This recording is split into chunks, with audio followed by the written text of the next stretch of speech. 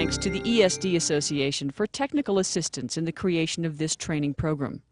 The ANSI ESD S2020 standard is an important document for ESD program development.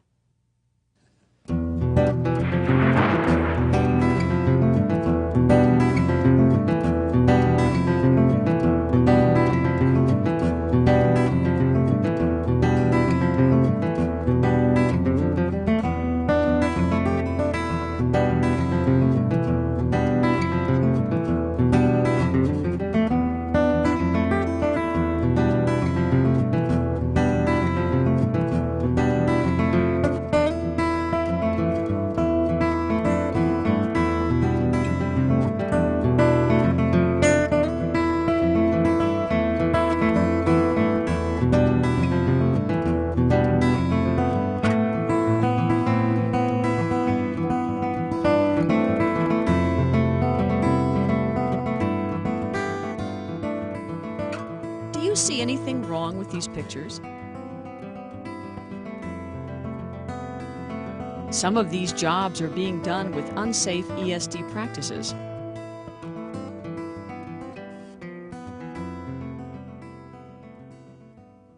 The operators can't see or feel what's going on, but damage may be occurring inside some of the electronic components. We'll come back to these scenes later in the program and identify and discuss the unsafe practices. This video is about controlling ESD. You'll be introduced to ESD and see how it affects the world of electronics and electronics assembly. Then we'll show how ESD control applies to material handlers. We'll discuss personal grounding and ESD-safe workstations, and follow the flow of devices through receiving,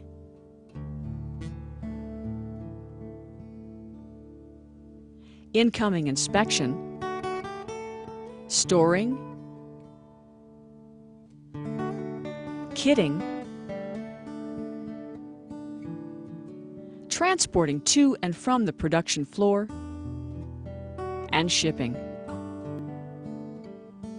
The video will conclude with an identification and explanation of the poor ESD practices you saw in the first scenes. ESD is the sudden transfer or discharge of electricity from one object to another.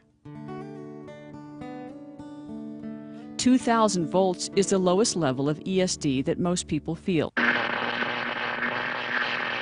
But static zaps under 20 volts are capable of damaging or destroying sensitive electronic components. Let's begin by looking at how electrostatic charges are generated. Every object has the ability to take on an electrostatic charge. The charge may be positive, negative, or neutral. A positive charge means some atoms or molecules on the surface of a material are missing electrons. A negative net charge means that some atoms or molecules on the surface of a material have acquired extra electrons. A charge is neutral on the surface of a material when the atoms and molecules have a balanced number of protons and electrons. Positive or negative charges are usually developed when two objects are placed into contact, then moved against each other and separated. One material attracts electrons from the other material. Therefore, one material has a positively charged surface. The other material is negative in net charge. When an item has a charge, this charge is called static electricity. The word static means at rest, so we can say that the charge is just sitting on the item, waiting for an opportunity to move. When two conductive objects with different levels or polarity of charge come close together or in contact with each other, the charge rapidly moves from one object to the other. This rapid movement of the electrical charge changes it from static electricity to ESD. It is important to understand how certain materials behave with these electrostatic charges. We'll separate them into three categories. The first material we'll talk about is a conductor. Conductors are typically some type of metal, like a piece of wire. The term conductor means that this material will conduct electricity. It will freely allow the movement of electrons through it. This will enable us to use grounding techniques to eliminate charges. Grounding means providing a path for the extra charges to flow into the earth, leaving the material with a neutral charge. The second material is called an insulator. Insulators prevent the flow of electricity. As with conductors, these materials can also become charged, but grounding techniques will have little to no effective charge neutralization. The third material is called dissipative. These are materials that are partially conductive, and their resistive properties fall somewhere in between conductors and insulators. They are conductors of electricity, just not very fast conductors. The human body, most electronic components, and static control materials are classed as dissipative. They will allow grounding techniques to be used, but electrical charges are drained slowly. This is actually a desired feature in many cases, since draining charges slowly minimizes the chance of damaging electronic components. People are the biggest cause of ESD. That's because our bodies easily pick up static electricity. In fact, our skin can store relatively large amounts of this electric charge. Doorknobs probably don't mind the spark, but when ESD passes through an electronic device, such as an integrated circuit, it can cause serious internal damage to that component, resulting in a scrapped component. The tiny circuit paths in these sensitive devices can be burned up or severed by an ESD voltage so small that our senses can't even detect it. Remember, we can only feel discharges above about 2,000 volts, but some ESD-sensitive components can be damaged by voltages less than 20 volts. And you won't even know the damage has occurred, but the destruction will exist inside the component. Even when the device is soldered onto a printed circuit board, it's still not safe. It can be damaged by a discharge that passes through the board's conductive pattern to the ESD-sensitive component. The amount of voltage needed to damage or destroy varies from component to component. But as these devices become smaller and more complex, their sensitivity to ESD generally increases. Sometimes the damage caused by ESD doesn't mean the component will immediately fail. Instead, the assembly passes inspection, gets shipped to a customer, and then fails later on, creating a very unhappy customer. I'm sorry to hear that you've had all those failures. ESD is one of the most serious problems facing the electronics industry today. If it isn't controlled, the results are higher costs, lower product quality, and angry customers, especially if a product fails at a critical time. No, I don't want you to outsource with another vendor. Really, 100% yield? That's great. On the other hand, controlling ESD means product quality can be improved and costs can be kept down. An order for 1,500 more? This usually leads to increased customer satisfaction and sales, which is a win-win situation for everyone. Thanks a lot. Bye. Let's stop for a moment to review the information we just covered.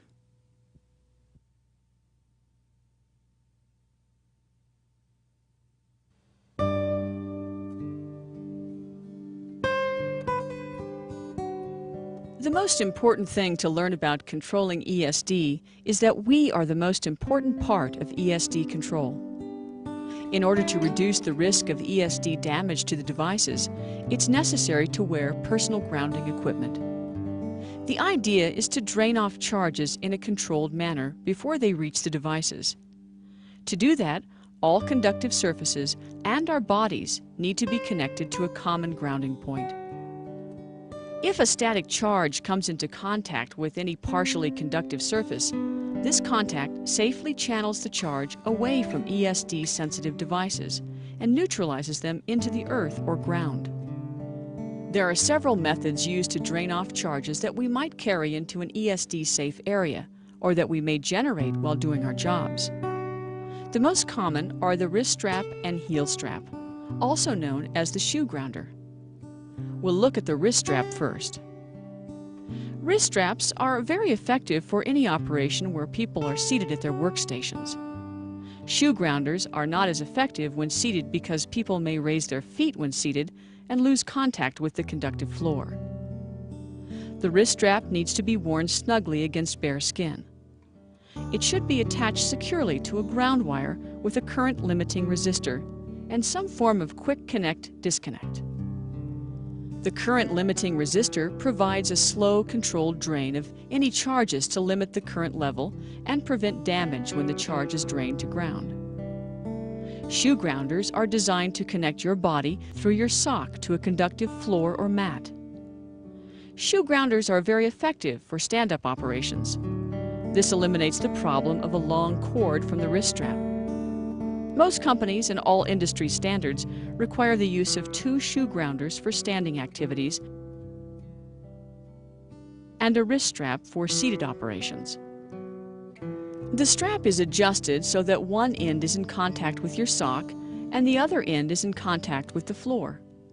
There is enough moisture in your sock to provide a complete electrical connection from your body to ground. Shoe grounders and wrist straps should be tested at regular intervals to make sure they are working properly. Your company will let you know where and how often you should do this. When testing shoe grounders, place one foot on the metal plate and press the test button.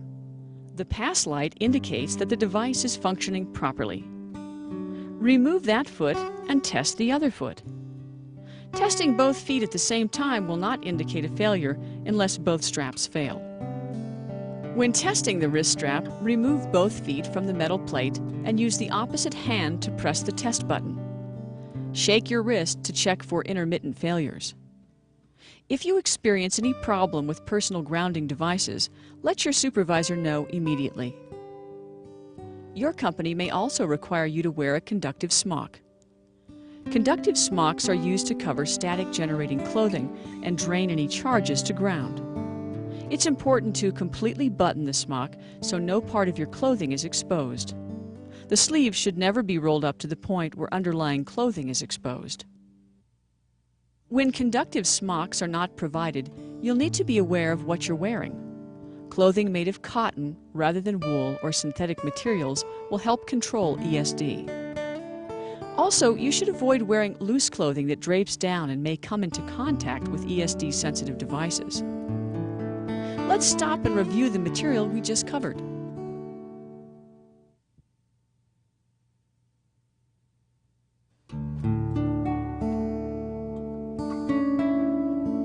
Now let's see how ESD control applies to handling and transporting electronic components and assemblies. The 3 biggest causes of ESD damage in material handling are lack of personal grounding, improper packaging,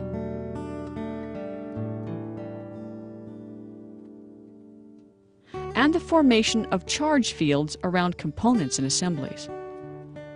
Now let's follow the flow of electronic components from the time they arrive at the company until they are shipped out as circuit board assemblies to the customer. The material handling jobs we'll be looking at are receiving, incoming inspection, stockroom storage, kitting, transport to and from production, and shipping.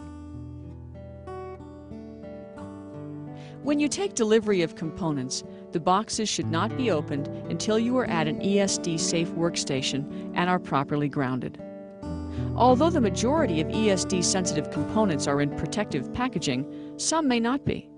The ESD-safe workstation basically consists of a static dissipative work surface and static dissipative flooring or floor mats. One way of controlling ESD at your workstation is to eliminate or reduce the number of static generating materials.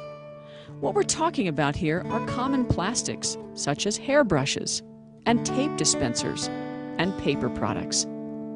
These types of non-conductive materials tend to generate and hold static charges, thereby creating electric fields.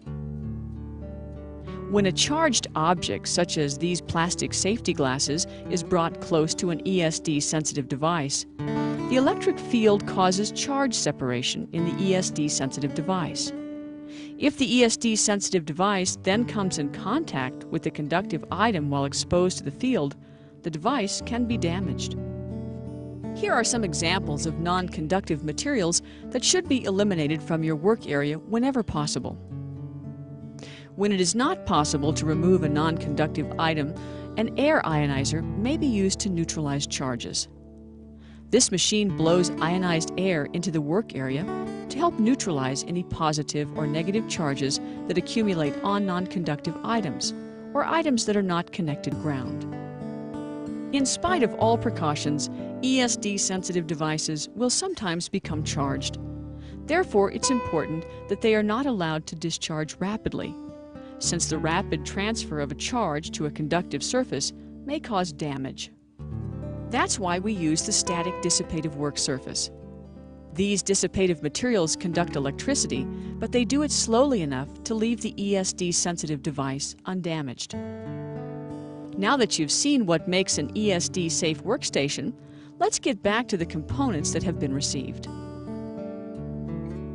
ESD-sensitive components generally come from the supplier in ESD protective packaging.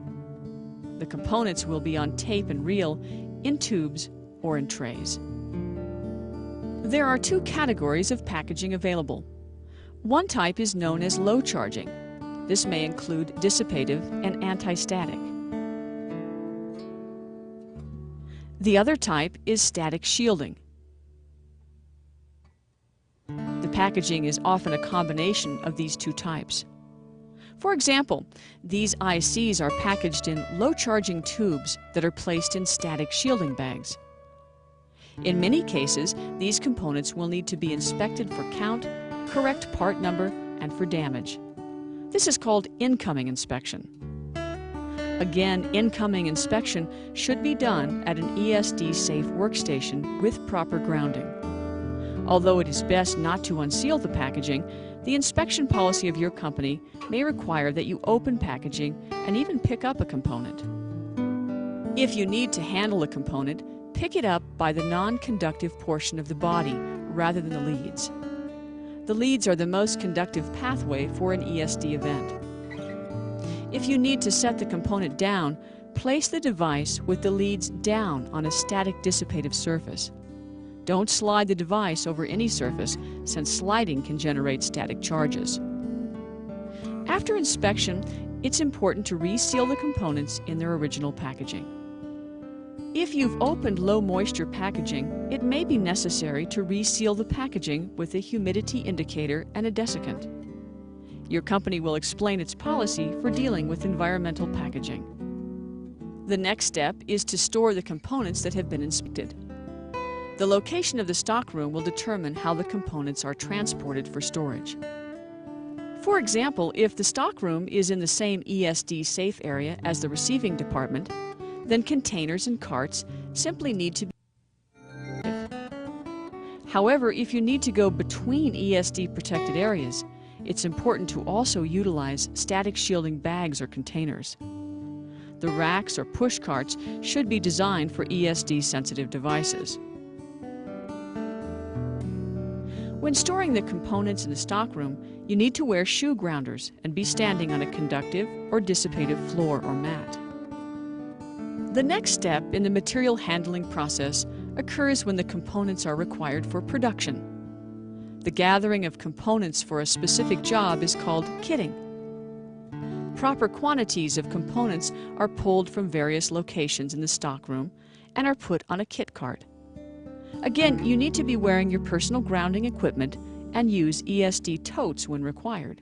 The components will usually be sealed in their original packaging, but sometimes you'll need to remove a specific quantity from the static shielding packaging. In this case, if you're transporting the kit cart from one ESD safe area to another, it's important to store the open components in an ESD tote with the cover on. After the devices arrive on the manufacturing floor, production begins. While on the manufacturing floor, partial assemblies may be transported from one production area to another. For example, surface mount components may be placed on circuit boards and reflow soldered in this area. The partial assemblies are then transported on an ESD safe rack to the through-hole production area for component insertion, and wave soldering. As long as these assemblies remain in ESD-safe areas, they can be transported in open totes. The finished assemblies are then tested. Assemblies that pass electrical test are ready to be shipped to the customer. These assemblies should be loaded into the partitions of ESD protective totes. The totes need to be clean, and they need to be the right size. It's important to handle the assemblies only by the edges, minimizing contact with any conductive surface. Since the components are connected to the conductors on the circuit board, ESD damage to a component on the assembly can occur without direct contact. The last material handling operation is shipping. Again, handling of assemblies needs to be done at an ESD-safe workstation with personal grounding. There are a number of methods of properly packaging ESD-sensitive assemblies for shipping. Some companies use static shielding boxes with partitions for the assemblies. Other companies pack each assembly in a low-charging and dissipative bag. This bag is then sealed inside a static shielding bag. Sticking ESD labels on the packaging will inform the customer that these are ESD-sensitive assemblies. We've just looked at a number of ways to control ESD during material handling and transporting. ESD control works most effectively when you assume that all the components and assemblies that you handle are ESD sensitive, even when they're not. ESD sensitive devices should be properly labeled, but sometimes someone forgets. That's why it's important to get in the habit of performing all activities with ESD safe practices. Let's stop again to review the material we just covered.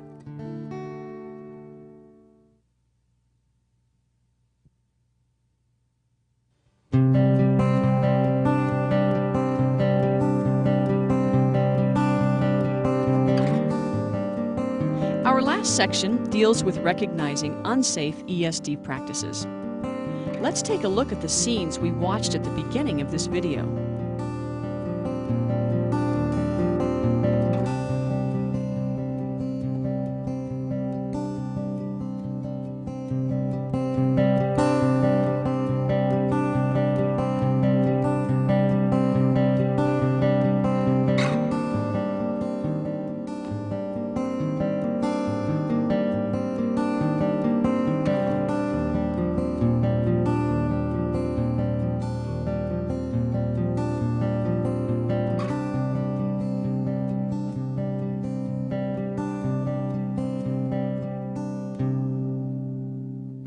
Do you see anything wrong with these pictures?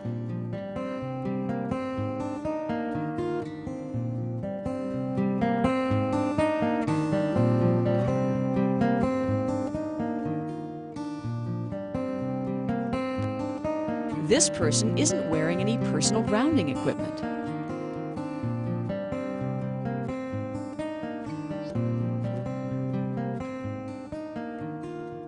In this case, the ESD-sensitive items being transported aren't protected.